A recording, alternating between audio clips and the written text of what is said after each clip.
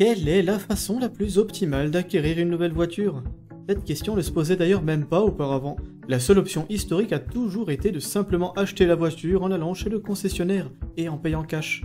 Mais depuis, avec l'explosion du prix des véhicules neufs, le financement et la location sont apparus et ne cessent de progresser depuis, ce qui est en fait logique, car de moins en moins de personnes peuvent se permettre de payer cash pour des véhicules toujours plus chers.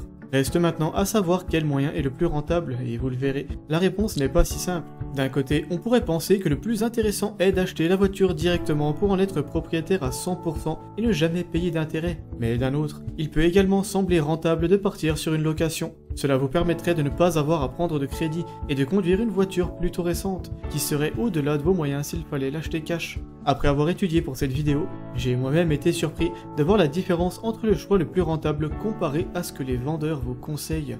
Nous couvrirons ici les 3 façons principales qu'il existe pour acquérir un véhicule, comment elles fonctionnent et laquelle est la moins onéreuse à terme. Le premier choix qui s'offre à vous est donc de l'acheter cash. Vous économisez, vous achetez et on n'en parle plus. Pas de mensualité, pas d'intérêt à payer. Le deuxième sera de l'acheter à crédit, dans quel cas vous devrez tout de même fournir un apport assez conséquent et devrez en plus de ça payer des mensualités tous les mois jusqu'à ce que la voiture soit totalement remboursée. Elle vous appartiendra à terme, mais vous paierez plus cher que ce qu'elle vaut réellement. Et la troisième sera la location. Vous payez tous les mois pour pouvoir l'utiliser et il vous faudra la rendre au terme du contrat, donc elle ne vous appartiendra jamais. Dans certains cas, vous pourrez la racheter une fois la période terminée, mais on parle bien de l'acheter, on ne vous la donne pas et rien ne vous garantit que la proposition sera plus alléchante que n'importe quel véhicule trouvé en occasion ailleurs. Pour comparer tout ça, on va imaginer qu'on vise une voiture à 15 000 €, soit plus ou moins le prix d'une Dacia Sandero neuve ou d'un Duster d'occasion.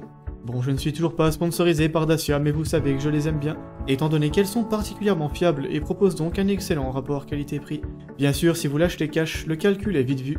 Si vous la prenez à crédit, on peut imaginer que vous devrez payer un acompte de 10%, soit 1 500 €, ainsi que des mensualités de 280,69 € sur 5 ans, si on prend en compte un taux de 5%, qui est plutôt optimiste actuellement si vous regardez cette vidéo en mai 2024, mais correspondra assez bien au prix moyen en général.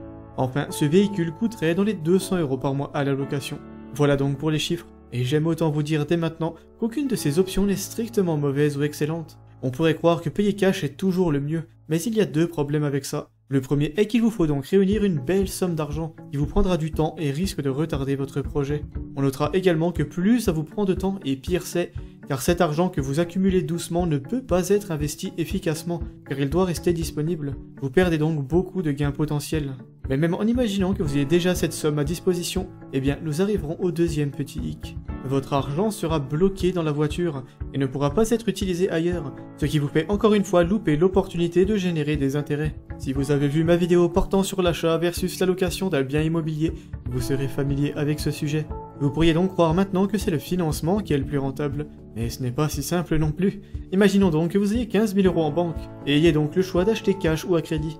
Si vous prenez la deuxième solution, et en soustrayant l'apport de 1 500 € que vous devrez payer, vous pourrez ensuite immédiatement investir 13 500 €, lesquels vous généreront des intérêts. Mais il vous faudra toutefois payer des mensualités de 280 € par mois. Pour comparer ça directement à l'acheteur cash, on va imaginer qu'il investit lui-même 280 € par mois à 10% également, et ce pendant 5 ans aussi. Après ce laps de temps, l'acheteur à crédit se retrouvera avec la voiture et 22 211 € en banque. L'acheteur cash se retrouvera lui aussi avec la voiture, mais avec 21 682 € en banque. Quant au locataire, s'il investit directement 15 000 € et puis 80 € par mois, donc les 280 € dont nous parlions plus tôt moins les 200 qu'il dépense en loyer, eh bien il se retrouvera avec 30 874 € après 5 ans, bien qu'il ne possède pas la voiture bien sûr, mais tout en sachant que celle-ci a perdu de sa valeur. Toutes les options se valent à peu près si vous investissez votre argent convenablement à 10% par an.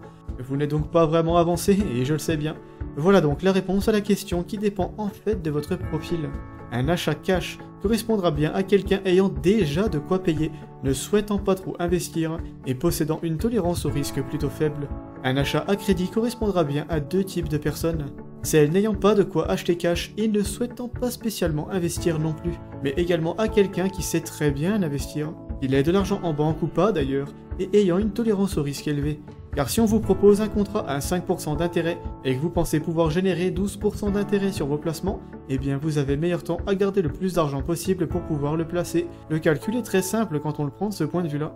Enfin, une location pure et dure ne correspond qu'à quelqu'un ne souhaitant pas conserver son véhicule plus de quelques jours au mois, ou alors à un investisseur avisé.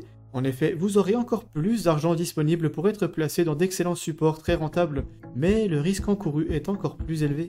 Car il faut bien comprendre que les intérêts que vous paierez sur votre voiture sont fixés, clairs et garantis, alors que des placements à 12%, donc typiquement boursiers, ne le sont pas spécialement. Et ça, ce n'est pas rien, loin de là. C'est pour ça qu'il vaut mieux être sûr de votre coût et bien comprendre dans quoi vous vous lancez.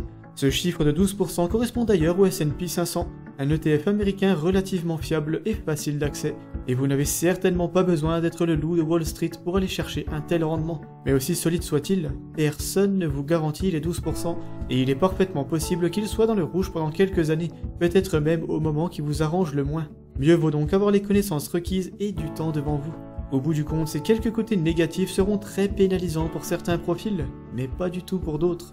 Dans l'exemple vu plus tôt, je vous disais que quelqu'un ayant 15 000 € peut donc choisir un peu ce qu'il veut, et c'est toujours vrai en imaginant que vous sachiez investir à 10% par an, soit le MSCI World avec un peu de marge. Si vous pensez pouvoir avoir un meilleur rendement et être prêt à accepter les risques, n'achetez pas cash. Et si ce n'est pas le cas, eh bien payez comptant, mais gardez bien à l'esprit que cette simulation part du principe que vous avez déjà 15 000 € en banque, et n'est plus vrai du tout si vous devez passer de longues années à les accumuler. Car si vous n'avez pas d'argent actuellement, ne souhaitez pas investir et souhaitez tout de même acheter cash, vous serez largement perdant. Il vous faudrait économiser 232 € par mois pendant 5 ans sur un livret A à 3% pour en arriver là. Cette même somme vous aurait donné 18 947 € en passant par le S&P 500 à 12%. On peut même dire 18 103 € net d'impôts si vous utilisez le PEA. Vous perdez donc plus de 3 000 € en 5 ans à cause de cette décision à elle seule. Et cette réponse certes complexe représente donc bien la réalité du terrain. Mais il faut aussi savoir que celle-ci n'est pas du tout la première à vous poser si votre but est de faire un choix intelligent. C'était le thème de la vidéo, donc j'ai quand même commencé par ça. Mais sachez qu'il y a d'autres choses à apprendre qui seront d'autant plus importantes pour faire un choix éclairé quant à l'acquisition d'un véhicule. Il faut déjà savoir que aussi agréable que ce soit de rouler dans un véhicule neuf, mieux vaut les éviter. Ceux-ci perdent 10% de leur valeur à peine vous appuyez sur la pédale d'accélérateur, et en perdront 60% après 5 ans. C'est cependant à ce stade qu'on observe un changement. Les voitures ne perdent plus leur valeur aussi vite, et la descente se fait bien plus doucement. C'est donc logiquement ce type de véhicule que vous visez, celui ayant entre 5 et 10 ans d'ancienneté et 30 ou 40 000 km au compteur. Avec une telle voiture, vous en aurez pour votre argent et jouirez toujours d'une belle fiabilité, car vous n'achetez pas non plus une épave, loin de là. En plus de ça, eh bien restez sur quelque chose d'assez humble. Ce n'est pas parce que vous pouvez théoriquement acheter un gros SUV allemand qu'il faut le faire, même si celui-ci a au moins 5 ans d'ancienneté. Bon, je ne vous sortirai plus de simulation car on a déjà vu assez de chiffres, mais je pense que vous commencez à bien comprendre l'argent que vous pouvez gagner sans rien faire, si celui-ci n'est pas bloqué dans une voiture trop onéreuse. Et même une fois acheté, il y aura toujours des astuces pour économiser encore plus, comme rouler un peu moins vite et anticiper les freinages, éviter certains péages qui ne vous font gagner que quelques minutes, et tout simplement rouler un peu moins. Car moins vous roulez, moins vous payez d'essence évidemment, mais aussi moins votre voiture s'usera, ce qui veut dire qu'elle conservera mieux sa valeur, et retardera le jour où vous devrez faire des grosses réparations ou entretiens dessus. Et je vous disais plutôt qu'il ne fallait pas trop écouter les conseils des vendeurs, mais le problème n'est pas tellement qu'ils vous conseillent de louer ou de financer votre voiture plutôt que de l'acheter. Le piège, c'est qu'il vous suggérera probablement une voiture qui est en réalité au-dessus de vos moyens, mais qui est pourtant à votre portée en apparence, étant donné que vous pouvez prendre un crédit ou la louer plutôt que de payer cash. Il faut bien garder à l'esprit que plus le véhicule est gros et cher, plus ils se font de marge dessus.